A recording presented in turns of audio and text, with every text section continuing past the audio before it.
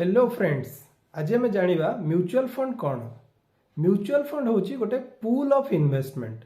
ताको आम जदि सरल भाषा बुझा जा जदि आप इंडिया शेयर मार्केट रे इन्वेस्टमेंट करने को चाहते आप इन्वेस्टमेंट करने को जीवे ये 8,000 ऊर्ध्व कंपनी लिस्टेड होती।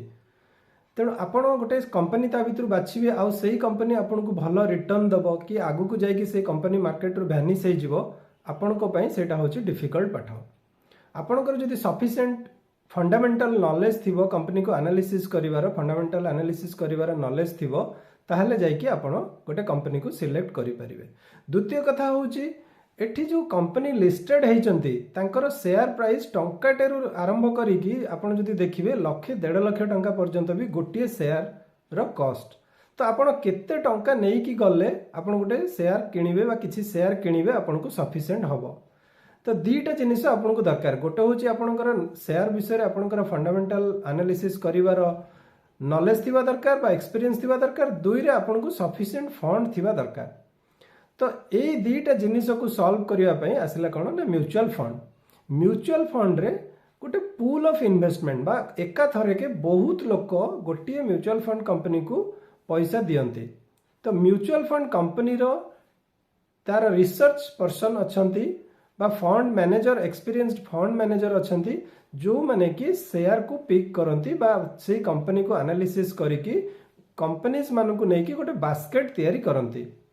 तो आपण जेतेबेले गोटे म्यूचुअल फंड रे इन्वेस्टमेंट करूचंती आपण गोटे कंपनी रे इन्वेस्टमेंट करिवेनी। आपण एट ए टाइम गोटे बास्केट रे इन्वेस्टमेंट करिवे जोथरे हेबो कोन आपणकर रिस्क टा मिनिमाइज हे जिवो। आपण निजे जदि गोटे कंपनी को सिलेक्ट करिथांते हुए तो आपणकर एनालिसिस भूल हो जाई पारे।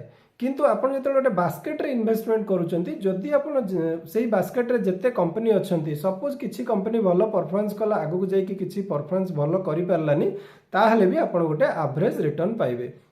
तेणु आम जदि वीडियो को कंक्लूड करिवा म्यूचुअल फंड होची गोटे पूल ऑफ इन्वेस्टमेंट जो थ्री कि बहुत जन लोक गोटे जगह रे पैसा को इकट्ठा करंती आउ जने फंड मैनेजर एवं तांकर रिसर्च एंड एनालिसिस टीम किसी फंड को पिक करके गोटे बास्केट तैयारी करंती आउ सेही बास्केट रे हमें इन्वेस्टमेंट करंती। म्यूचुअल फंड रे जदि आपण इन्वेस्टमेंट करिया को चाहउचंती एठी मात्र 500 रुपीस मंथली आपण पेमेंट करिकि भी गोटे म्यूचुअल फंड बाय करि परिबे बा म्यूचुअल फंड रे इन्वेस्टमेंट करि परिबे। Thank you.